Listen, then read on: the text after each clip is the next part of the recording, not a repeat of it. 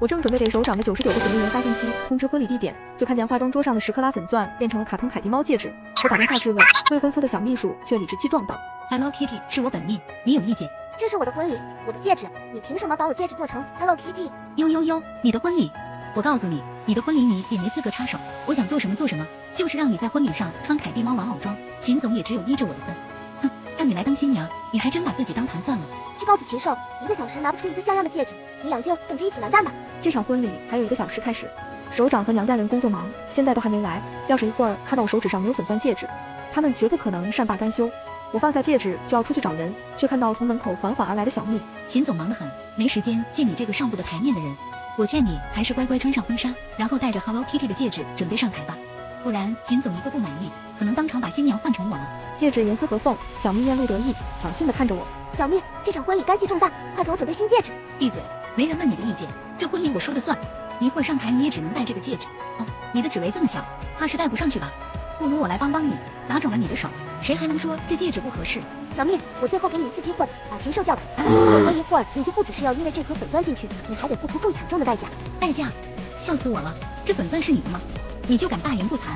谁不知道，在整个华国，秦家才是最大的珠宝商。你这颗粉钻分明是从秦家偷来的，秦家是秦总的，你这种小偷别说戒指，我给你个狗尾巴草，你都得对我感恩戴德。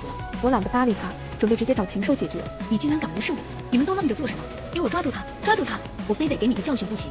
既然不想戴戒指，我看你干脆连脸都别露了。小蜜将化妆台上特色的眼影盘、高光、素颜霜搅拌在一起，抬手朝我脸上抹过来。我被保镖死死压在地上。小蜜，你疯了吗？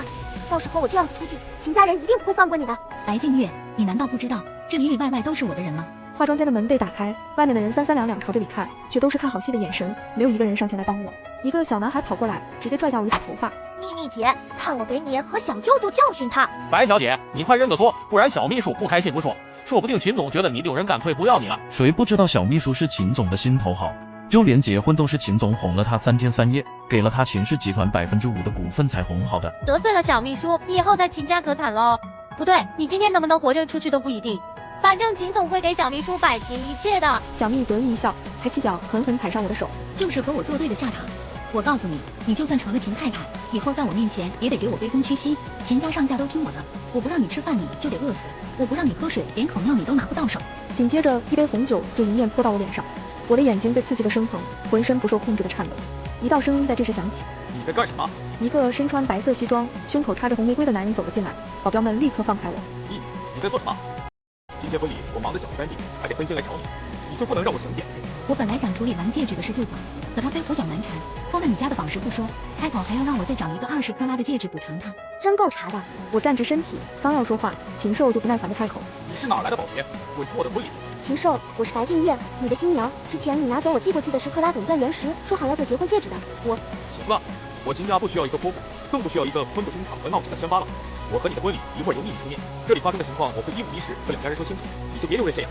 我惊呆了，完全没想到他竟然会这么说。可这一切都是你艺术。禽兽冰冷的目光看着我，活像看一个下水道的蛆虫。今天来参加我婚礼的人很多，不仅有商业大鳄，还有很多知名珠宝设计师。你当我秘书这么长时间，导致他不能及时和我一起接待来宾，严重损害了秦氏集团的利益。他现在心情不好，你给他跳个脱衣舞，让他出出气。白静月，我爷爷说你长得不错，现在看简直就是个癞蛤蟆，真不知道你使的什么诡计，让我爷爷这么吓人。我呆愣住，好半晌才发出声：禽兽，都已经到这个地步了，你凭什么觉得我还会和你结婚？他好像听到什么有意思的事，大笑。想和秦总结婚的女人多的是，要不是为了顾老爷子一命相逼，你以为你一个不知道从哪跳出来的癞蛤蟆配得上我们秦总？我小舅舅是秘密姐的贱女人，你没资格和我小舅舅说话。识相的就快点跳脱衣舞，再不跳我们不介意上去帮你。这群人还真没信错，秦家一群禽兽，根本不把人当人看。婚礼我是不会参加，禽兽我也不会嫁给你。但现在上级送的10克拉粉钻还回来，秦总，你好歹是秦氏集团总裁，不会连我这种乡巴佬的一颗粉钻都贪吧？禽兽被噎了一下，一颗粉钻，我秦家还不放在眼里。话落，他拿起 Hello Kitty 丢到我面前，粉钻和地面碰撞，一路滚过来。拿着你粉钻快跳脱衣舞，我没工夫和你在这好。我这才仔细看那颗粉钻，色泽、切割面折射，甚至是火彩，都和原先的对不上。这不是我给禽兽的粉钻，它只是一块粉色帕帕拉恰。我说了，我不会嫁给你。还有，谁问你的意见了？你就只是秦总表现孝心的一个工具，要不是秦老爷子认准了你，你以为你有资格站在这里吗？别得了便宜还卖乖，讨好我还能勉为其难让你和秦总出现在一张结婚证上，不然能取代你的人多的是。我无所谓，只不过现在快控制不住脾气了。那就让他们取代我好了。现在把我粉钻原石还回来，这根本不是我的那块。说完，我拿出手机打给上级，想他们说一声婚礼取消。可小蜜却上前一把夺过我的手机，摔在地上。想跑？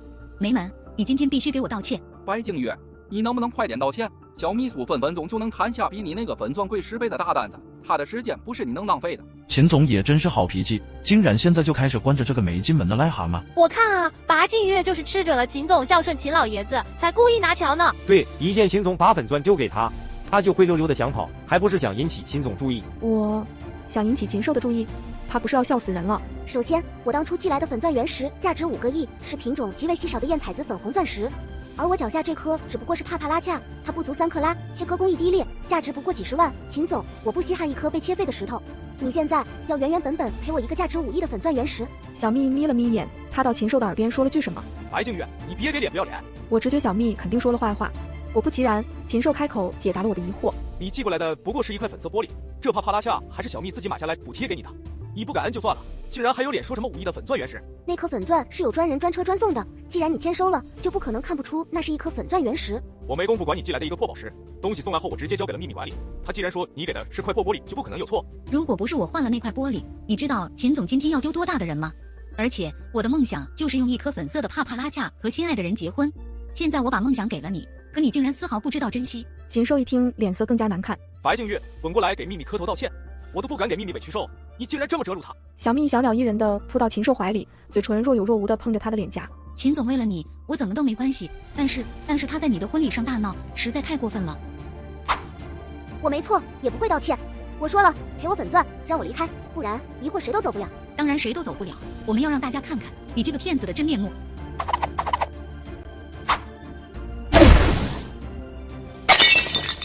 这就是你要打戒指的5亿粉钻，事实摆在这里，你还有什么话好说？我盯着地上的玻璃看了好一会儿，却突然笑了。小秘书，你一开始不是说我偷了秦家的钻石吗？怎么那颗钻石成了玻璃？还是说你们秦家以次充好，故意用玻璃来冒充钻石？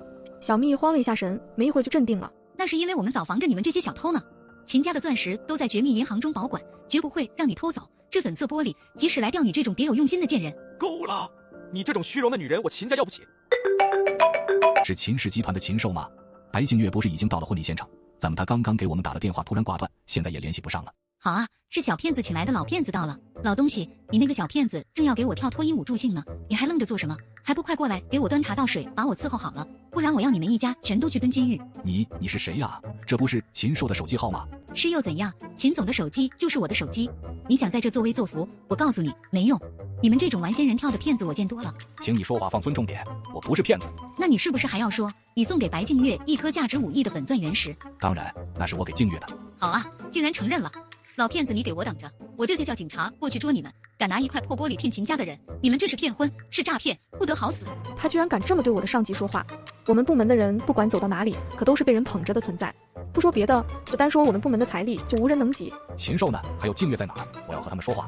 老大，禽兽说我就是用来讨好秦老先生的工具，他们把你给我的粉钻换成帕帕拉恰，污蔑我不说，还扒下我的手套，踩断了我的指骨。那静月，你没事吧？没事，他很快就要有事了，老不死的，你也逃不了。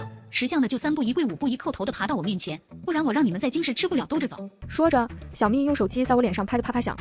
你们要是态度好，我可以勉为其难代替白静月上台和秦总成亲。现在快给我滚过来，别让我说第2遍！快来人，砸断他的膝盖，让他给我跪下！正要让他一会儿和他的骗子领导给我来个双人对拜，庆祝我和秦总的新婚。我抬头看了眼墙上的钟表，你们没机会了，禽兽！我说过，你们会付出代价的。在外面的人还想拍照，可训练有素的警卫第一时间拿起信号屏蔽器，不仅外面，就连屋里的人都没法使用通讯工具。更神奇的是，连墙上的钟表也罢工，这一幕让所有人都震惊得说不出话。小蜜颤抖着吞了口唾沫：“秦总，这是你家的亲戚特意来参加婚礼的吗？”早就听我爷爷说，家里的珠宝是和国家部门合作共同营销的，您就是我爷爷说的林老先生吧？然而还没等他靠近，周围的警卫就将他隔离到5米之外，请保持距离。而禽兽一步都不能靠近的邻居，却急急迈着脚步朝我走来。静月，你到底是谁欺负的你？大厅里，所有人的目光都落到我身上，像是不敢相信我一个乡巴佬竟然能让禽兽都说不上话的大人物主动来找我搭话。我摸着脸上的伤，神色阴沉。老大，当然是禽兽和他的小蜜啊，他们可真是让人开了眼。禽兽惨白着脸，双手攥拳，死死盯着我们。小蜜却不管不顾地上前。好啊，你就是那个老骗子，做戏做得还挺足。你知道冒充国家公务人员是什么罪吗？禽兽听了，跟着镇定下来。这么短的时间就搞出这么一套，看来你们是蓄谋已久了。